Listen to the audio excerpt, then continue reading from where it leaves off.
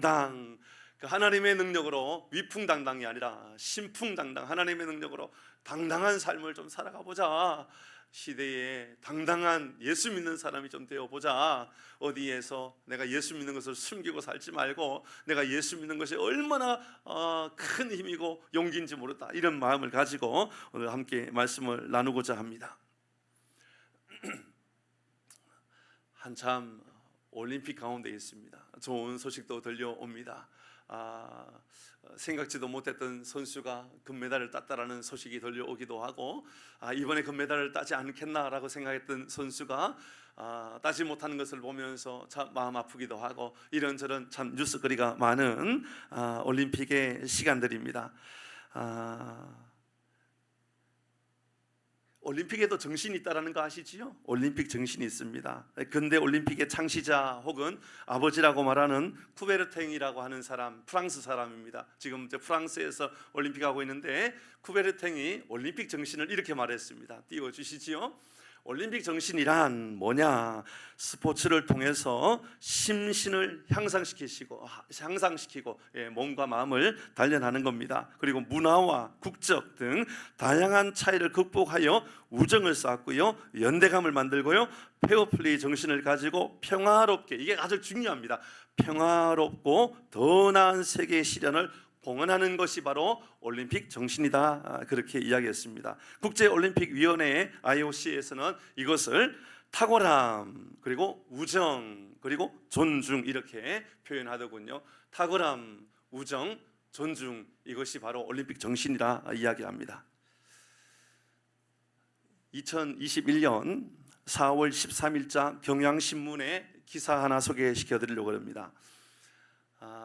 이 신문의 기사는 기자가 뉴욕타임즈에 있었던 내용을 가지고 와가지고 이렇게 번역하면서 또 올렸던 내용입니다. 제목은 127년 올림픽 정신 유효한가, 이렇게 써놓았습니다. 127년 전 올림픽 정신이 지금도 유효한가? 아니라는 이야기겠죠. 그렇게 말하기가 어렵다, 이제 그 말을 하고 싶었던 겁니다. 사실 우리나라에 1988년도에 올림픽 할 때에도 올림픽의 정신, 평화를 이루고, 그리고 이 평화로운 더 나은 세계를 실현하기 위함이었다고 했지만 88년도 올림픽에 참 아픔도 많습니다. 사실 알고 보면 이 종로 인근 지역에 이 청계천 인근 지역을 개발해야 되고, 또 우리 한국이 얼마나 발전했는지를 보여주기 위해서 그 지역에 있는 사람들을 다 사실은 다른 지역으로 이주시키기도 하고, 이로 인하여 큰 싸움이 나기도 했던 그런 역사가 있습니다. 잠실 지역도 마찬가지입니다. 그 지역을 개발하기 위해서 그 지역에 살던 사람들을 다 사실은 내쫓아냈던 것도 사실이지요. 2016년, 이 기자가 이야기하는 것은 2016년 이후에 대한 이야기더군요. 2016년 브라질 리우에서 올림픽 할 때였습니다. 리우 지역에 있는 저소득층의 사람들이 그 지역에 살 수 없도록 외곽으로 다 몰아내 버렸습니다. 이것이 사회에 큰 문제가 될 정도였습니다. 사실은 우리가 그것을 가깝게 접하지 않았지만 그 나라에서는 가장 사회에 심각한 문제로 대두되었던 것이 사실입니다. 4년 후 2020년 뭐가 생각나죠? 2020년 뭐가 생각납니까? 코로나가 시작되었잖아요. 그 해도 올림픽이 열려야만 했습니다. 어디 있었죠? 도쿄, 일본에서 올림픽이 열려야 했습니다. 열렸습니까? 안 열렸습니까? 안 열렸습니다. 언제 열렸죠? 21년도에 열렸습니다. 결국은 열었습니다. 그죠? 다시 한번 생각해 볼까요? 2021년 교회에 예배 모이겠습니까? 못 모이겠습니까? 못 모이게 했습니다. 교회에 못 가게 했습니다. 여러분, 이런저런 모임들 다 못 가게 했습니다. 올림픽을 했습니까? 안 했습니까? 했죠. 왜 했을까요? 그들이 말했던 평화를 실현하는 것, 더 나은 세계를 실현하는 것보다도 훨씬 더 중요하게 여기는 것이 경제적인 문제고 정치적인 문제였기 때문에 그렇습니다. 정치 앞에 평화가 손을 들어야만 했던 것입니다. 여러분, 경제적인 문제 앞에 평화도 손을 들어야 된 겁니다. 평화가 더 중요한 것이 아니라 사실은 돈이 더 중요했던 것이고 평화보다도 정치가 훨씬 더 중요했기 때문에 다 두 손 두 발 다 들고 올림픽 그냥 했습니다. 2022년도에는 베이징 올림픽이었습니다. 동계 올림픽이었죠. 개최지를 결정할 때부터 문제였습니다. 노르웨이와 스웨덴이 올림픽에 이 동계 올림픽을 열 가능성이 높은 지역 중에 하나였습니다. 그러나 이들은 아예 유치를 처음에 신청했다가 경쟁도 하지 않고 다 포기해 버렸습니다. 왜냐하면 경제적인 문제 때문이었습니다. 감당할 만한 힘이 우리에겐 없다라고 말하면서 다 포기해 버렸습니다. 결국 올림픽 정신이라고 말했던 평화를 유지하는 것, 더 나은 세계를 향하여 가는 것과는 아무런 상관없이 재정적인 문제, 경제적인 문제, 정치적인 문제가 올림픽 정신 위에 있는 모습을 보게 된 겁니다. 이번 파리 올림픽은 더 참혹합니다. 저는 목사이기 때문에 이런 것이 훨씬 더 잘 보이고 들리는지도 모릅니다. 여러분 주목해서 한번 들어보시고 여러분 생각도 한번 판단해 보시기를 바랍니다. 조금 전에 말씀드리면서 올림픽 정신 가운데 평화를 유지하는 것, 더 나은 세계를 향하여 나아가는 것이 올림픽 정신이라고 그랬는데, 이번 올림픽은 이와 아무런 상관없이, 올림픽 정신과 아무런 상관없이 끊임없이 기독교를 조롱하고 하나님을 모독하고 인권을 유린하고 인간의 존엄성을 최악으로 파괴시켜가는 모습들을 얼마나 많이 보고 있는지 모릅니다. 이로 인하여 저 한 목회자로서 개탄을 금할 수 없는 그런 마음이 들었습니다.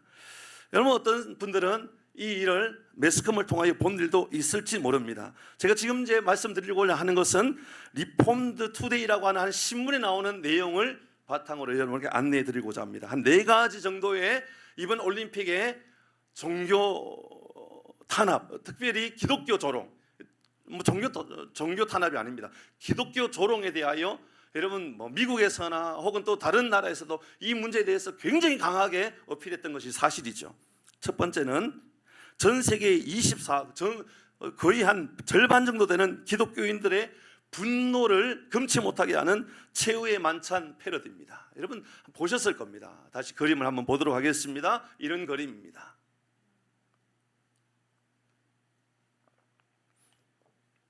위의 그림은 분명히 예수님께서 마지막 십자가 지시기 전에 제자들과 함께 마지막 성찬의 시간을 가졌던 성만찬, 최후의 만찬입니다. 그러나 이게 올림픽과 뭔 상관이 있습니까? 그런데 올림픽 개최하는 가운데, 개회식 가운데 이 배우들이 말이죠, 실제로 배우들입니다. 가수이며 배우들이 최후의 만찬을 패러디했습니다. 그런데 중요한 것은 여기 나오는 이 가수들이, 배우들이 다 동성애자들이거나 트랜스젠더들입니다. 중간에 있는 사람도 트랜스젠더입니다. 여기 사진에서는 제가 보여드릴 수 없었지만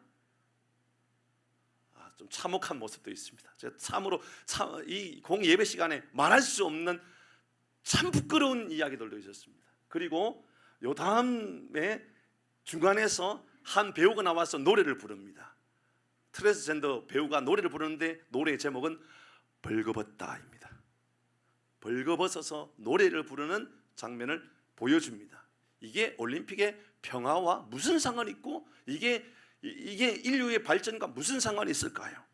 두 번째는 끊임없이 이들은 소돔과 고모라보다도 훨씬 더 악한 동성애와 성적 문란의 시대를 바로 우리가 살고 있다는 것을 계속해서 보여줍니다. 다음 사진입니다. 이 사진은 바로 3명의 남녀가, 특별히 마지막에 보이는 이 여장한 남자입니다. 여장한 남자가 3명이 이렇게 껴안고 서로 키스를 하다가 문을 닫고 들어가 버립니다. 이 장면은 올림픽과 무슨 상관이 있을까요? 올림픽 정신과 도대체 무슨 상관이 있는 겁니까? 세 번째입니다. 사탄 숭배의 모습도 보여줍니다. 아니 목사님 그런 게 보입니까? 예, 저는 보이더군요. 영상 하나하나 살펴보았습니다.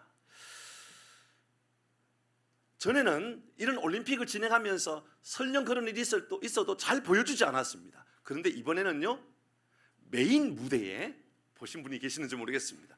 메인 무대 한가운데 출애굽기 32장에 나오는 모세가 십계명을 받으러 갈 때에 아론과 백성들이 밑에서 금송아지를 만들어서 숭배했죠. 우상 숭배를 했던 겁니다. 보도록 하겠습니다. 이 영상을 제가 캡처한 겁니다. 그냥 영상 가운데 어느 사진을 가져온 것이 아니라 캡처한 겁니다.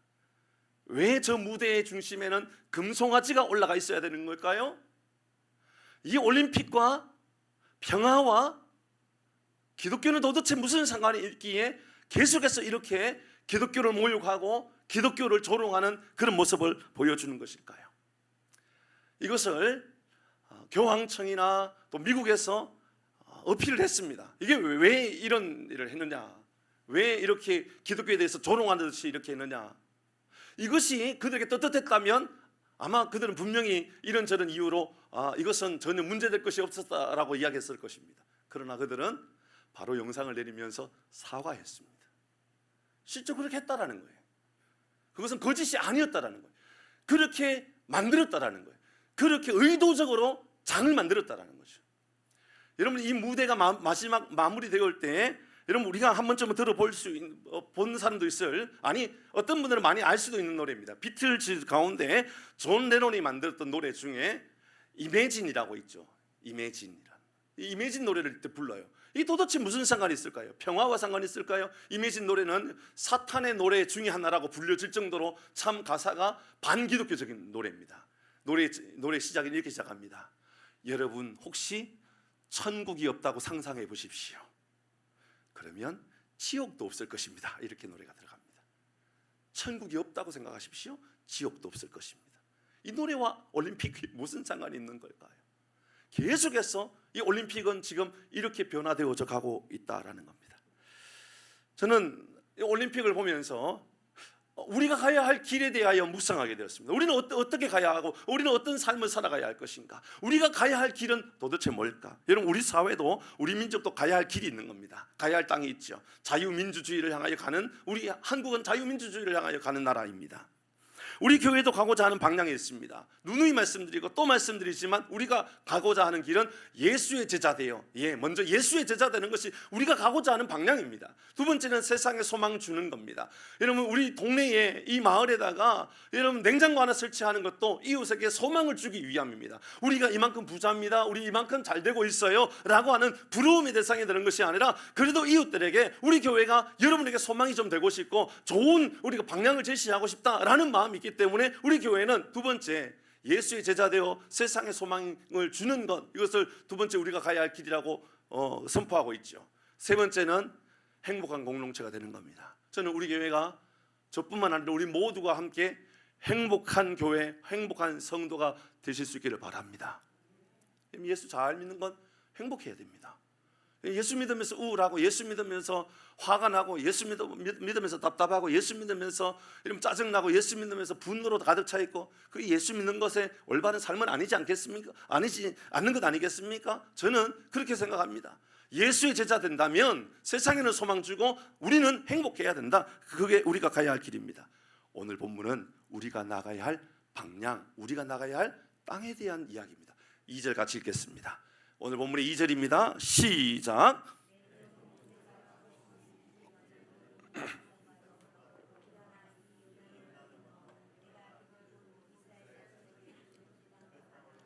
이 요단을 건너가라. 죽음의 땅을 건너가라. 사망의 땅을 건너가라. 그리고 내가 그들에게 약속해 주었던 그 땅, 이스라엘 자손에게 주는 그 땅으로 가라. 하나님은 우리에게 말씀하십니다. 여호수아를 시작하면서 이제 과거를 청산하고 새로운 땅을 향하여 나아가라. 하나님, 그 땅이 무엇입니까? 내가 창세기 12장의 말씀을 통하여 아브라함에게 했던 약속이 있지 않느냐. 창세기 12장 말씀에 보면 이렇게 말씀하고 있습니다. 6절 7절의 말씀에 보면 아브라함이 그 땅을 지나 세겜 땅 모래 상수리 나무에 이르더니 그때에 가나안 사람이 그 땅에 거주하였다. 가나안 사람이 살고 있는 땅입니다. 그 땅은 가나안 사람이 그 땅의 주인 행사하고 있었던 겁니다. 원래는 하나님의 땅이지만 가나안 사람들이 내 땅이야 라고 말하면서 자기네들이 살고 있는 그 땅을 향하여서 하나님이 7절의 말씀에 이렇게 말씀합니다.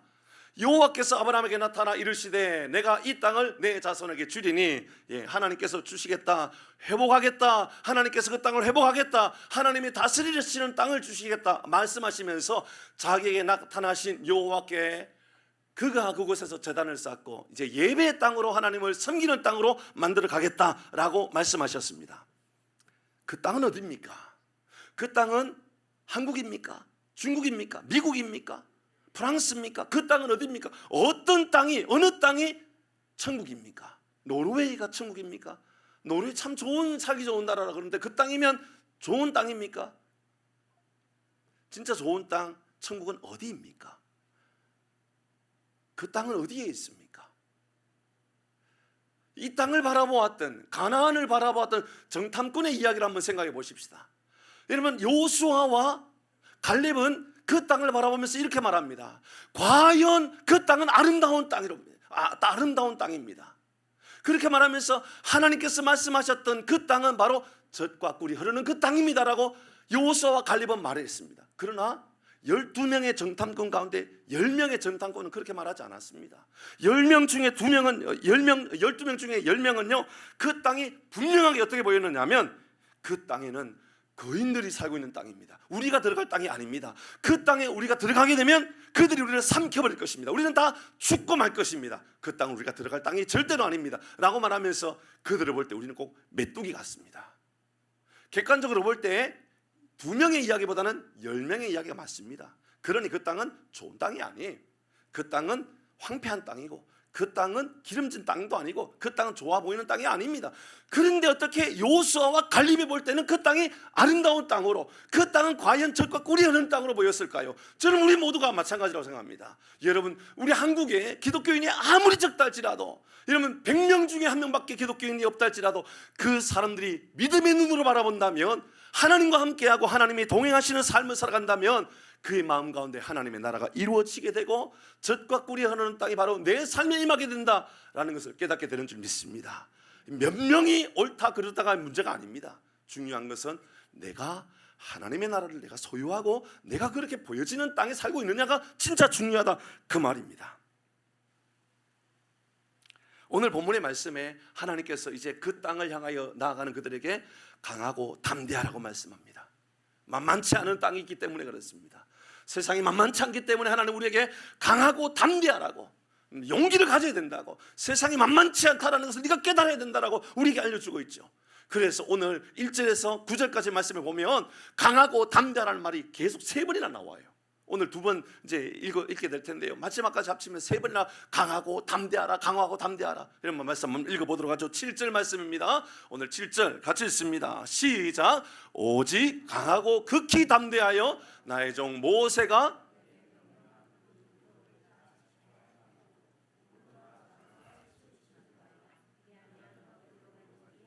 아멘. 8절입니다.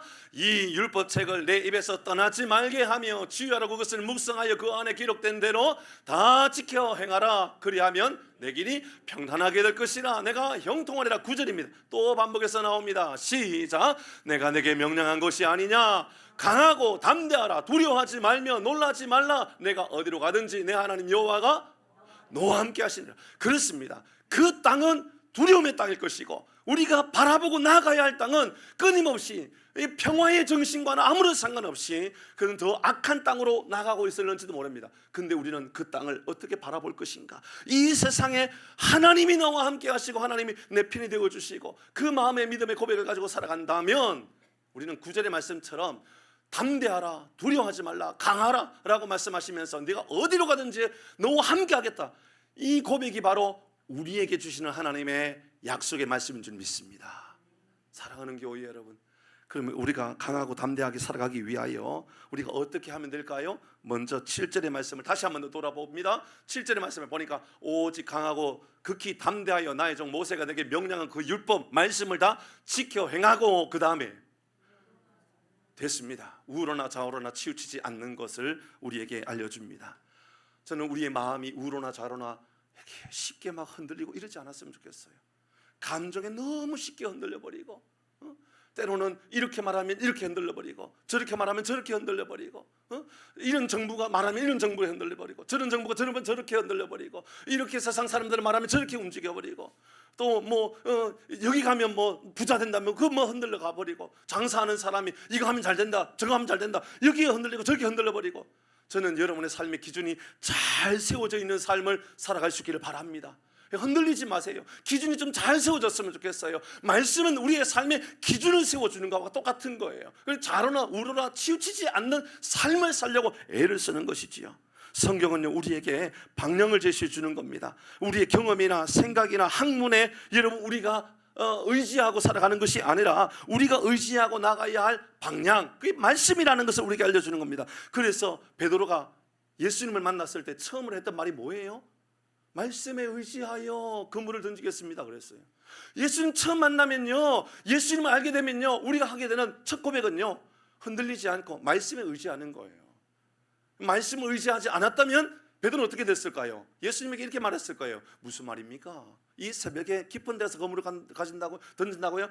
그것은 그물을 던지는 것을 모르는 사람들이 하는 이야기지요. 분명히 베드로가 그렇게 말하지 않았을까요? 이러면 그물을 언제 던져야 됩니까? 그물은 이러면 새벽에 던지는 것은 얕은 곳에서 던지는 거죠. 얕은 곳에서. 깊은 곳에는요, 반 깊은 시간이 다 끝난 겁니다. 근데 베드로가 예수님 만나고 나니까 베드로는 이렇게 말하게 된 거예요.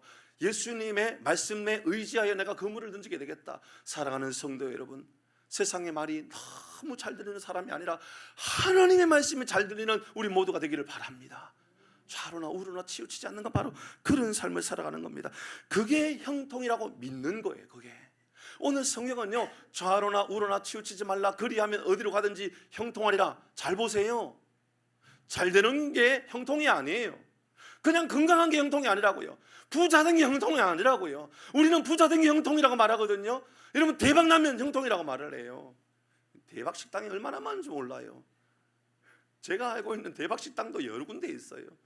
제가 사역했던 교회 앞에도 대박 식당이 있고요, 대박 부동산도 있고요. 얼마나 그런 거 많은지 몰라요. 근데 잘 생각해 보세요. 그럼 대박이 뭐지요? 잘 되는 게 뭡니까? 좌로나 우로나 치우치지 않고 바른 중심을 가지고 살아가는 것, 이게 진짜 형통 아닐까요? 성경은 우리에게 그게 말씀이 되어야 된다라고 알려주고 있는 거예요. 사랑하는 교회 여러분, 말씀을 중심에 세우고 말씀을 기준으로 삼고 좌로나 우로나 치우치지 않는 우리 모두가 되기를 바랍니다. 그러면 어떻게 됩니까? 8절 있습니다. 8절 시작. 이 율법책을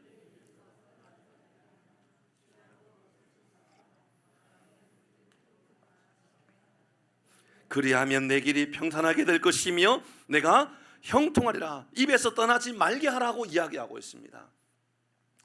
그러면 뭐 다른 말도 하지 말고 뭐 밥도 먹지 말고 입에다가 항상 말씀을 붙여놓고 살아가라는 말입니까? 아닙니다.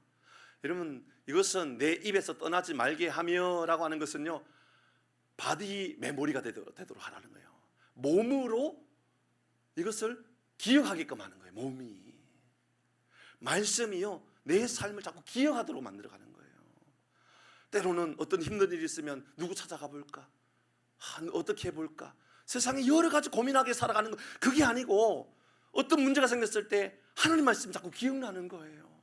말씀이 내게 주시는 약속이 뭔가가 자꾸 생각나는 거예요. 그렇게 살아가는 거, 그게 바로 입술에 말씀을 떠나지 않도록 하는 거예요. 매일매일 성경을 읽고 살아가면 정말 좋겠습니다. 저는 우리 성도님들이 할 수만 있으면 새벽 기도를 많이 나왔으면 좋겠어요. 그리고요, 새벽 기도를 못 나온다 할지라도 영상이라도, 우리 교회 그래도 작은 교회지만 영상 올리면서 새벽에 여러분 말씀을 성도들에게 알려드리고자 말씀을 올려놓고 있어요. 여러분 그렇게 하세요. 새벽 기도에 나오기가 어렵거든. 그래도 영상이라도 펴놓고요, 내가 아침에 출근길이라도 말씀을 들어야 되겠구나, 찬양해야 되겠구나, 그런 마음을 가지고 한번 살아보시라, 그 말입니다. 그래서 내 삶을 말씀으로 익숙한 삶을 한번 살아보려고 애를 써보라, 그 말입니다. 근데 여기서 머물면 안 됩니다. 만약에 말씀을 기억하는 것, 말씀을 암송하는 것, 말씀을 많이 이해하는 것으로 끝나면 그건 지식으로 끝나는 거잖아요. 지식으로 끝나는 게 내게는 생명이 되는 것은 아니거든요. 그 어떻게 해야 됩니까? 진짜 신앙이 되게 하려고 그러면요, 오늘 본문의 8절의 말씀처럼 다 지켜 행하고 살아가는 거예요. 다 지켜 행하고 살아가는 거. 어떤 이들은 오늘도 조금 전에 기도할 때도 했던 것처럼, 하나님 오늘도 내게 딱 맞는 말씀을 주십시오라고 그렇게 기도하는 사람이 있을 수 있어요. 하나님, 내 상황은 이러한 상황인데 내게 딱 맞는 말씀을 주십시오라고 그렇게 이해할 수 있거든요. 근데요, 그러면 안 돼요. 잘 기억하셔야 돼요. 내게 딱 맞는 말씀이 어디 있어요? 여러분, 우리는 그리스도인의 삶의 방향은요, 내게 딱 맞는 말씀이 아니라 말씀 앞에 내가 순종하는 거예요. 어려운 일이에요.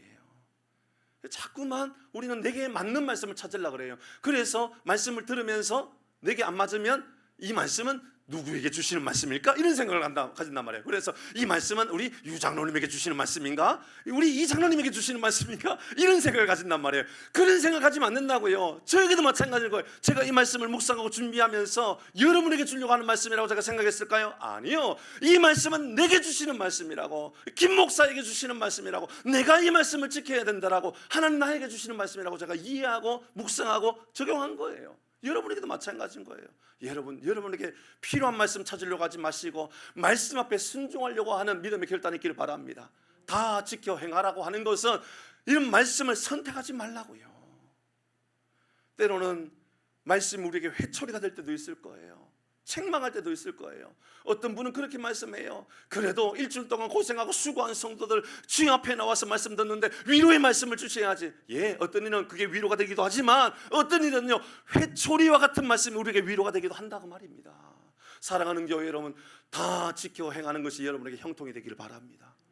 다 지켜 행해야 돼요. 선택하지 마세요. 이건 내 말씀, 저건 누구 말씀, 선택하지 마세요. 그러면 안 돼요. 말씀을 대할 때는요, 어떤 마음이 되어야 되느냐면, 전에 저희 아내와 함께 주일날 예배를 어느 교회에서 이제 예배를 드리는데 큰 감동이 있었던 시간이 있었어요.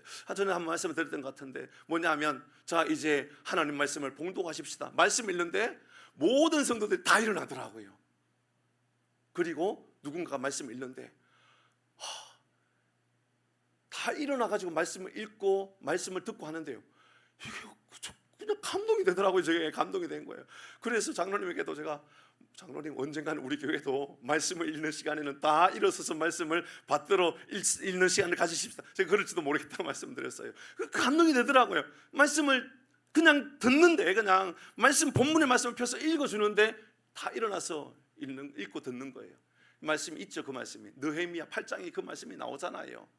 느헤미야가 어떤 말씀입니까? 느헤미야는 이스라엘 성벽이 무너져가지고 완전히 황폐해져가지고 다 불타버린 거예요. 근데 하나님께서 은혜를 주셔서 느헤미야를 통하여서 52일 만에 완성되잖아요. 완성되어져요. 그러니까 너무너무 기쁜 나머지 이 느헤미야 8장의 말씀을 보면 에스라를 통하여 에스라를 통하여 말씀을 읽게 돼요. 이제 그 말씀을 읽는 장면, 수문학 광장의 사건을 한번 보도록 할까요? 8장 3절 말씀 제가 먼저 읽겠습니다.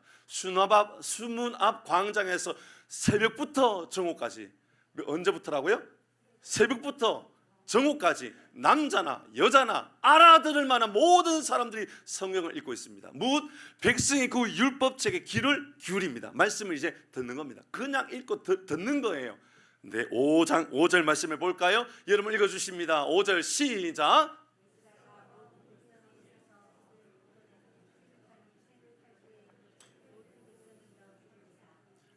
책을 펼 때에 모든 백성이 어떻게 했다고요?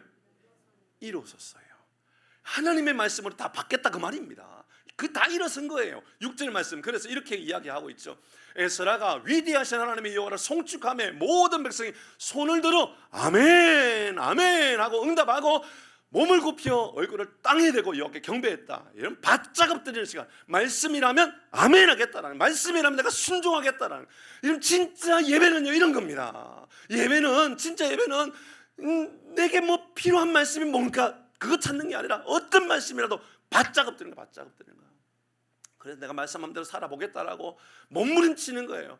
여러분 삶을 한번 일어나 보려고 몸부림치면서 살았잖아요. 이곳에 계시는 분, 뭐 60대 넘으신 분들 가운데는 한번 제대로 한번 살아보겠다라고, 그래도 한번 우리 가정을 일으켜보겠다라고 몸부림치면서 살아갔던 그런 분들 여러분 아닙니까? 저희 세대는 그래도 그런 부모님 밑에서 살았어요. 그래서 그 혜택을 누렸어요. 정말 열심히 살았던 세대예요. 그런데 우리의 신앙은 어떤가요? 그렇게 열심히 살아갔던 그런 삶에 우리의 신앙도 몸부림치면서 한번 말씀 제대로 지켜보겠다고, 말씀대로 한번 살아보겠다고, 말씀이 가라면 가고 서라면 서고 그렇게 살아보려고 몸부림치고 살아가고 있느냐 말이에요. 여러분 6절에 나오는 이 뒷부분에 있는 아멘, 손을 들고 아멘 아멘 하고 몸을 굽혀 얼굴을 바짝 엎드려 가지고 여호와께 경배하고 말씀을 대하는 태도예요. 말씀을 받는 태도예요. 8절입니다. 8절 같이 읽겠습니다. 시작. 여호와의 율법책을 낭독하고 그 뜻을 해석하여 백성의 그 낭독한 것을 다 깨닫게 하니. 9절입니다. 시작. 백성이 율법의 말씀을 듣고 다 우는지라. 이런 말씀을 듣고 울어보셨어요? 말씀을 읽으면서 울어보셨어요? 가슴을 쳐보셨어요? 저도 한번 그런 생각을 가져봐요.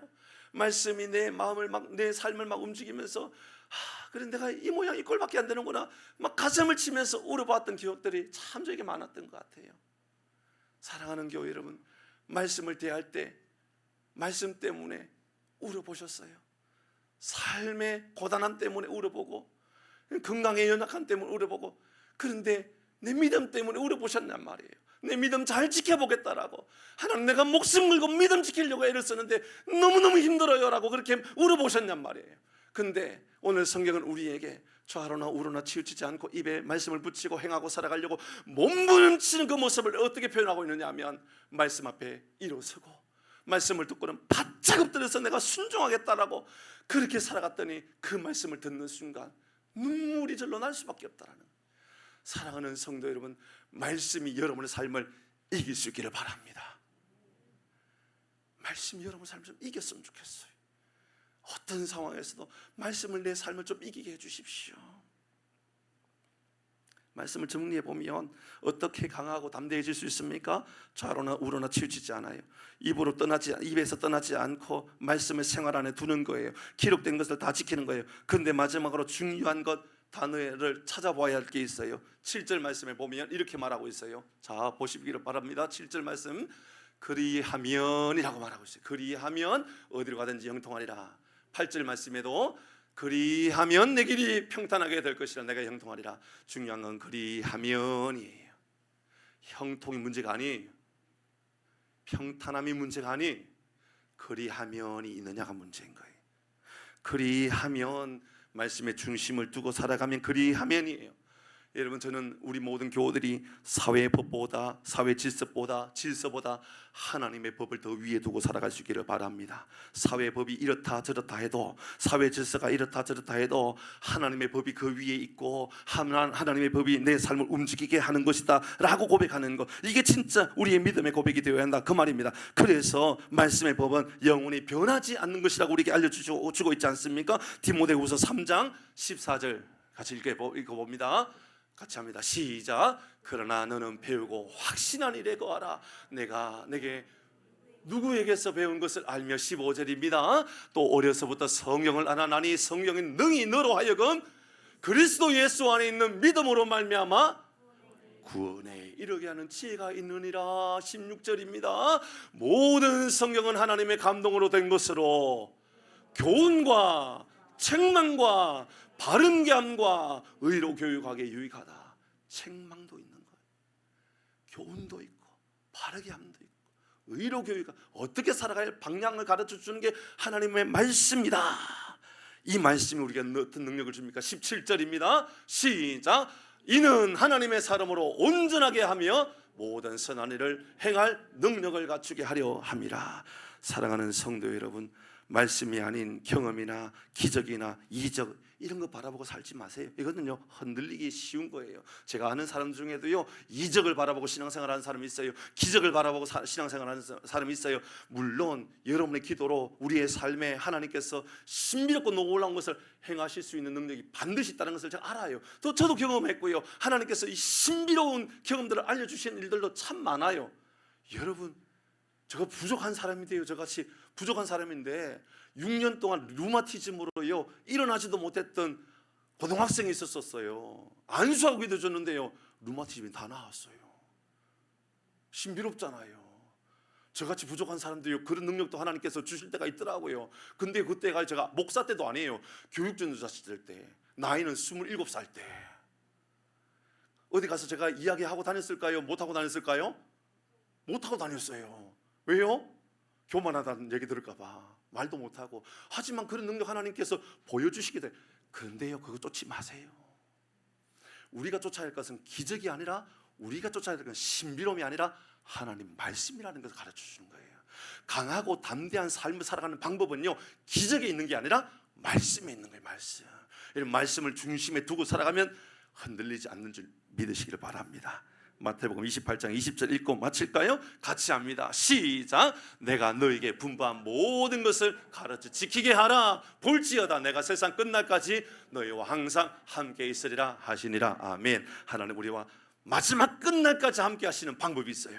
말씀을 가까이 하고 말씀대로 살아가고 이 능력으로 인하여 마지막 끝날까지 우리에게 능력 있는 하나님의 삶을, 하나님의 능력의 삶을 살아가는 우리 모든 교우들 되기를 주의 이름으로 축복합니다. 우리가 가야 할 땅은 올림픽에서 말하고 있는 평화의 땅이 아니에요. 그 땅 이면에는 전쟁이 있고 이데올로기가 있고 종교 전쟁이 있고 그래요. 프랑스니까 그런 일을 하고 있는 거예요 지금. 근데요, 우리가 가야 할 땅은 하나님이 다스리시는 땅이에요. 하나님의 말씀이 내 삶의 중심에 있는 땅, 그 땅에 거하는 우리 모든 교우들 되어 당당한 하나님의 사람으로 세워지기를 주의 이름으로 축복합니다. 우리 함께 찬양하도록 하겠습니다.